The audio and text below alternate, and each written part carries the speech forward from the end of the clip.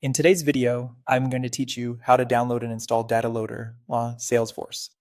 If you manage imports, updates, or exports in Salesforce, Data Loader is a dependable desktop utility that makes bulk data work faster and more consistent.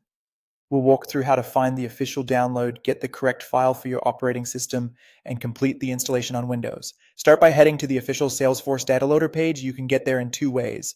From inside Salesforce, open Setup and use the search box to locate Data Loader. The page includes a trusted link to download the tool.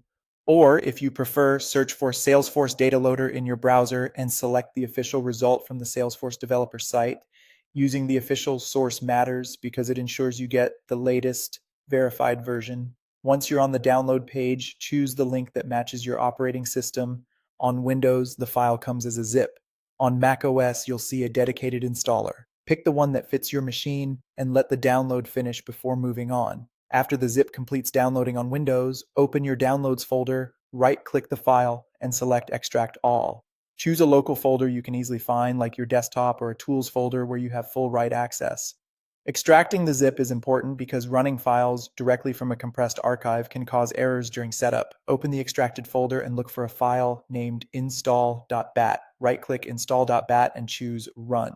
If your organization requires elevated permissions, select Run as administrator. This file launches a guided installer in a command prompt window. Follow the prompts in the command prompt. Unless you have a specific reason to customize it, accept the default installation folder. It keeps things tidy and avoids path issues.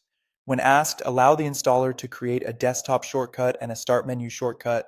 These shortcuts make it easy to launch Data Loader later without hunting through folders. When the script finishes, you'll see a success message.